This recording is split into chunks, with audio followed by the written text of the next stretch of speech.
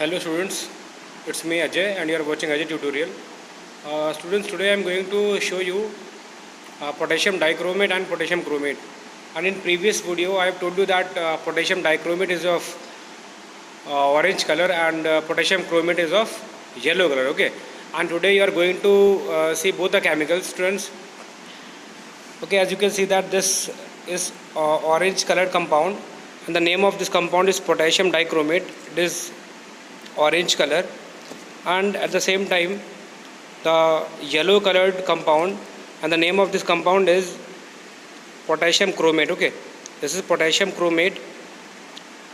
It is of yellow color, and the potassium dichromate, this is potassium dichromate K2Cr2O7, and it is of which color, students? It is of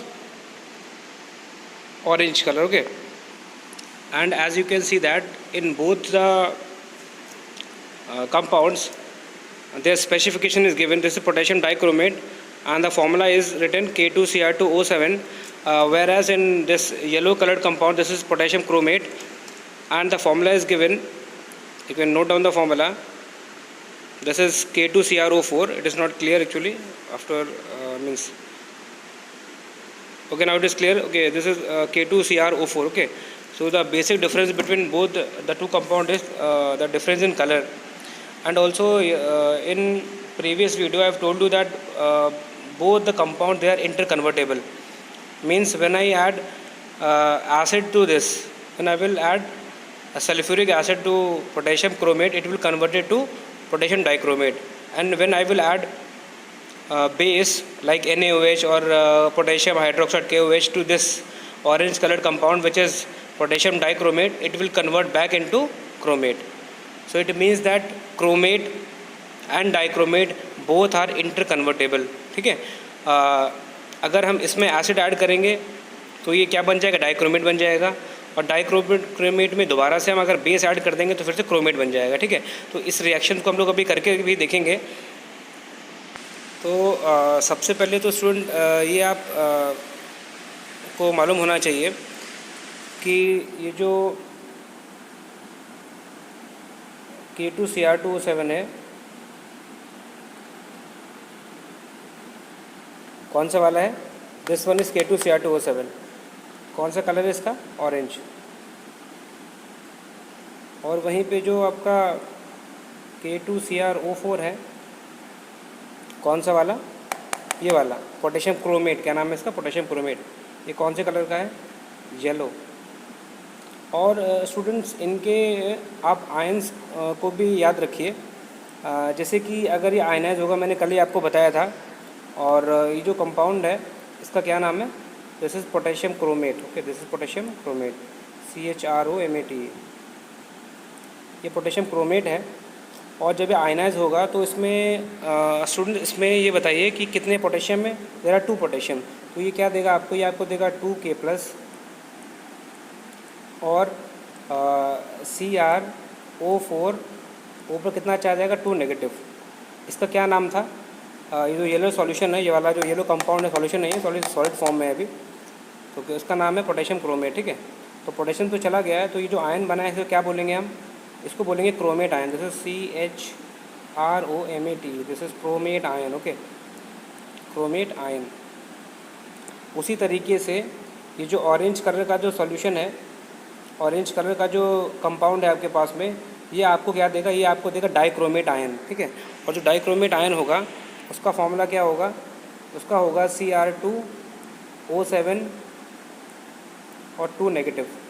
इसे कहेंगे dichromate. ठीक है, जिसे कहेंगे dichromate. और अभी मैंने आपको क्या बताया कि ये दोनों आपस में इंटरकन्वर्टेबल है, मतलब क्रोमेट डाइक्रोमेट में कन्वर्ट हो जाता है और डाइक्रोमेट क्रोमेट में कन्वर्ट हो सकता है. तो ये डिपेंड करता है इनके pH के ऊपर कि किस में हमने क्या मिलाया है. तो येलो वाला कन्वर्ट होगा ऑरेंज में और ऑरेंज वाला कन्वर्ट हो जाएगा येलो में. ठीक है, तो इसको रिएक्शन को अभी करके हम देखेंगे, परफॉर्म करेंगे इसको. तो स्टूडेंट देखो, सबसे पहले तो मैं आप देखोगे with the help of spatula, और ये मैंने यहाँ पे लिया हुआ है बॉइलिंग ट्यूब. ठीक है, इस बॉइलिंग ट्यूब में ये मैं येलो कलर का जो कंपाउंड है आपका पोटेशियम क्रोमेट है, इसको मैं डाल रहा हूँ. और आप देख सकते हो ये मैंने बॉइलिंग टेस्ट ट्यूब नहीं बॉइलिंग ट्यूब यूज़ किया हुआ है ताकि आपको थोड़ा क्लियरली दिखाई पड़े। और इसमें मैं सबसे पहले तो डिस्टिल वाटर ऐड कर दे रहा हूँ।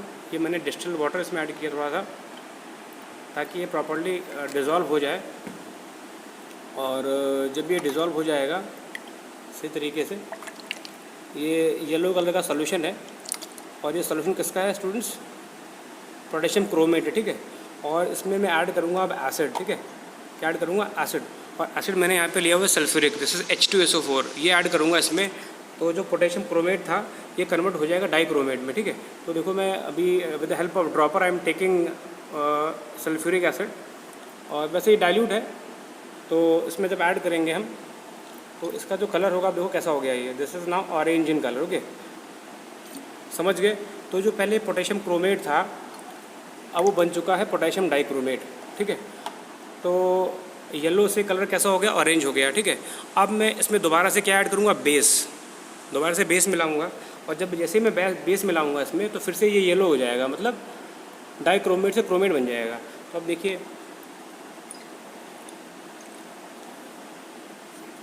क्योंकि सल्फ्यूरिक एसिड एक स्ट्रॉन्ग एसिड है तो थोड़ा सा एक्सेस में हम ऐड कर लेंगे। फिर भी आप देखो ये कन्वर्ट हो चुका है, जो सॉल्यूशन था ऑरेंज से येलोइश हो चुका है हल्का सा, ठीक है। तो पहले मतलब डीप ऑरेंज था, लेकिन अब हल्का सा येलोइश कलर में कन्वर्ट हो चुका है ये।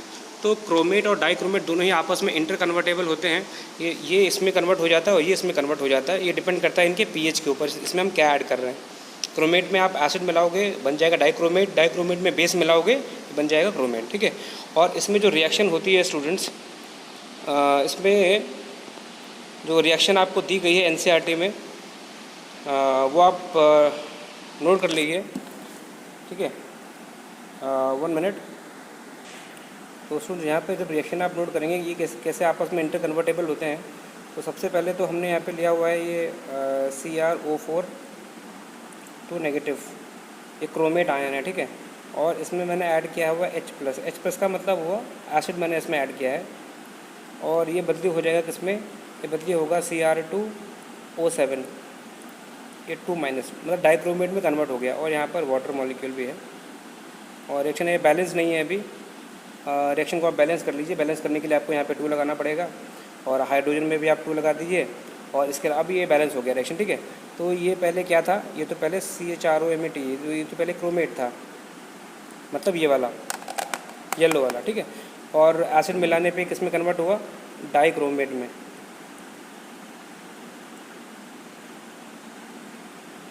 अंडरस्टूड? इसका कलर कैसा आ गया? ऑरेंज। पहले ये कैसा था? पहले तो ये येलो था। इसको याद कर लीजिए, रिएक्शन पूछी जा चुकी है, बोर्ड में एक बार आ चुकी है ये। और इसी तरीके से अब हम क्या करेंगे इसमें डाइक्रोमेट में। अब यहाँ पे डाइक्रोमेट लिखो, Cr2O7 2 नेगेटिव, और इसमें मैं ऐड कर रहा हूँ बेस, मतलब मैंने OH नेगेटिव हाइड्रोक्साइड आयन मैंने इसमें ऐड किया। अब ये बन जाएगा CrO4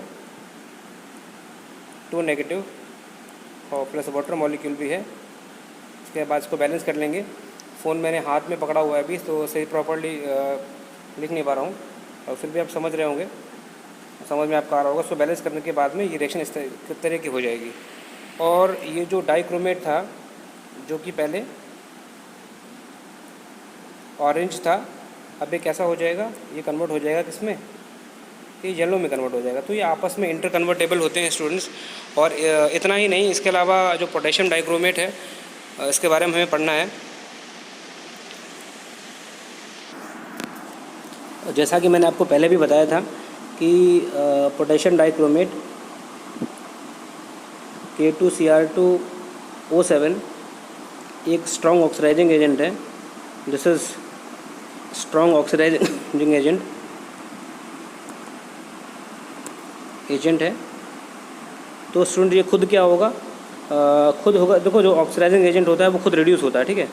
तो it gets reduced easily, it gets reduced easily. खुद तो रिड्यूस होगा लेकिन दूसरे को ऑक्सीडाइज कर देगा। तो स्टूडेंट्स अब देखो मैं इसमें एक रिएक्शन में ले रहा हूँ। अब मैं ये डाइक्रोमेट आयन है और हमारे पास में ये आयोडाइड आयन है। इनके बीच में रिएक्शन होने जा रही है एसिडिक मीडियम में। रिएक्शन कौन से मीडियम में हो रही है स्टूडेंट? एसिडिक मीडियम में, ठीक है। एसिडिक मीडियम में पोटेशियम डाइक्रोमेट एक स्ट्रॉन्ग ऑक्सीडाइजिंग एजेंट होता है। तो ये जो डाइक्रोमेट आयन है ये खुद तो बन जाएगा Cr3+, मतलब खुद हो जाएगा रिड्यूस, और I- को कन्वर्ट कर देगा किसमें, I2 में। अब आप देखोगे इसमें क्रोमियम का जो ऑक्सीडेशन नंबर था स्टूडेंट, जो क्रोमियम का जो ऑक्सीडेशन नंबर है, एक 1 मिनट, क्रोमियम का जो ऑक्सीडेशन नंबर है स्टूडेंट्स यहाँ पर आप निकालोगे तो वो आएगा +6, ठीक है।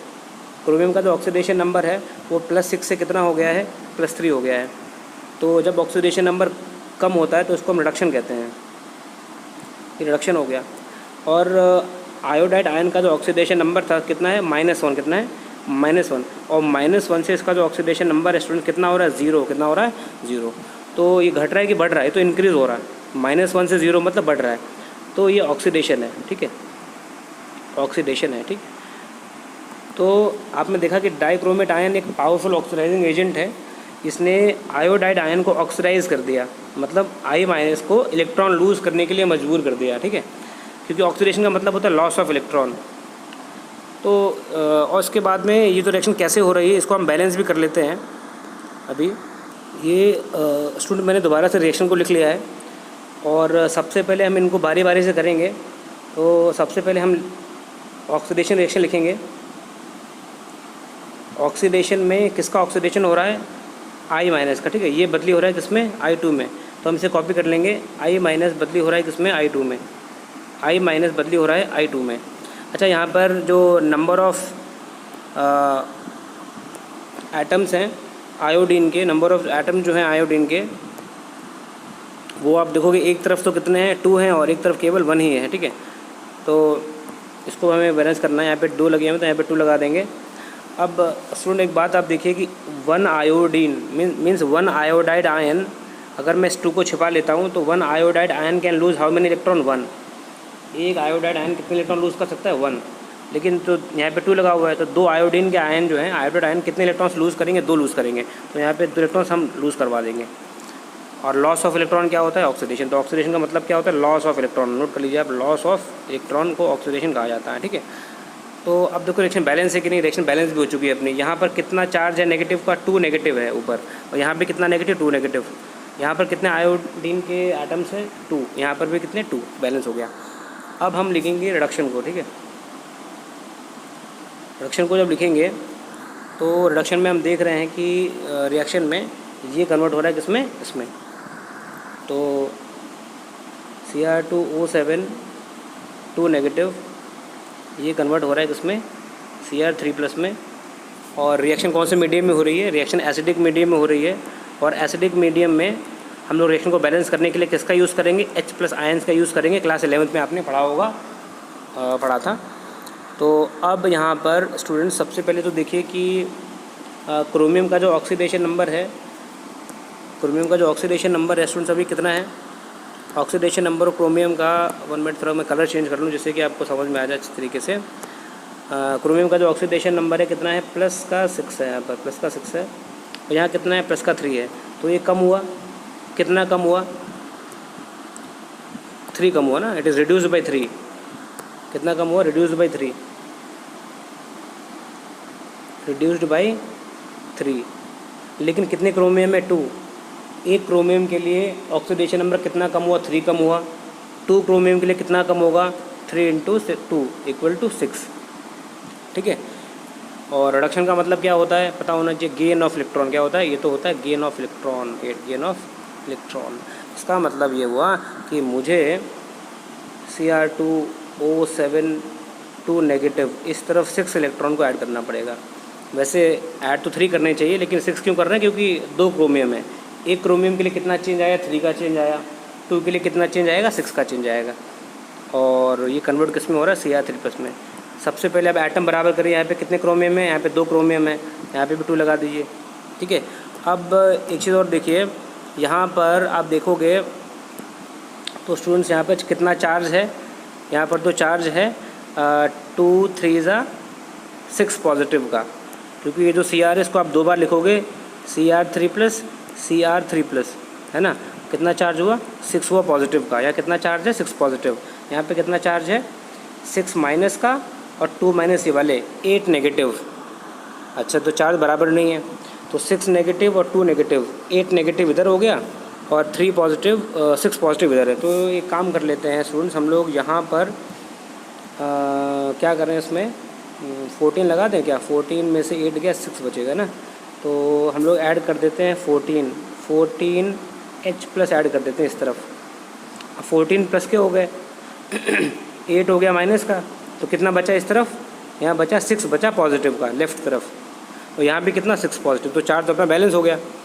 अब यहाँ पर कितने हाइड्रोजन है? 14 इस तरफ लेफ़्ट में 14, इधर कितने हाइड्रोजन है? यहाँ एक भी हाइड्रोजन नहीं है, तो यहाँ पर हम ले लेंगे 7H2O, ठीक है।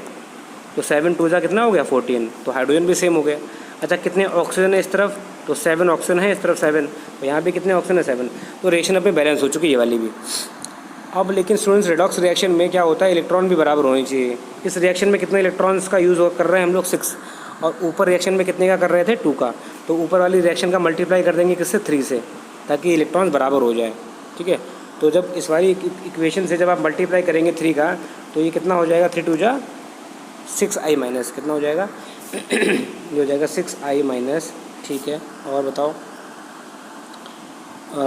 और यहाँ पर हो जाएगा 3I2 और ये हो जाएगा 6 इलेक्ट्रॉन्स, ठीक है। ये तो हो जाएगा, इस तरीके से हम कर लेंगे। अब इनको आप ऐड कर दीजिए, इन लोगों को, इसको रिएक्शन को, इसको दोनों को ऐड कर लेंगे, तो क्या आएगा, तो आ जाएगा 6I माइनस प्लस जो लेफ़्ट में है, लेफ़्ट वाली सारी चीज़ें ऐड कर लीजिए। इस वाले इलेक्ट्रॉन को, इस इलेक्ट्रॉन को, इसको काट दीजिए, कैंसिल हो जाएंगे दोनों, और क्या बचेगा 14H प्लस, एरो बना दो, वहाँ क्या बचेगा 2Cr3 प्लस, और उसके बाद में 3I2, और ये वाटर के मॉलिक्यूल भी भूल गया हूँ, ये रखे हुए यहाँ पर, तो ये भी लिखेंगे 7H2O, 7H2O।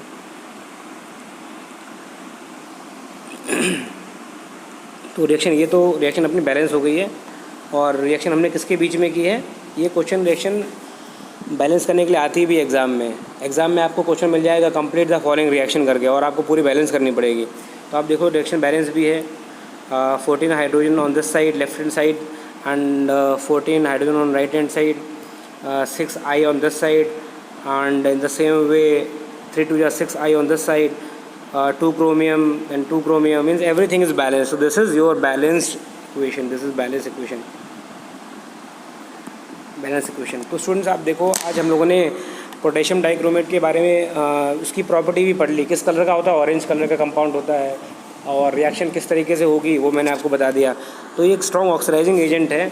इसके साथ ही यही नहीं है, बहुत सारी रिएक्शंस हैं इसमें, और स्टूडेंट्स आपको ये भी मिल सकता है कि इसे पूरा करो, Cr2O7 2 नेगेटिव और Fe2 प्लस, ठीक है।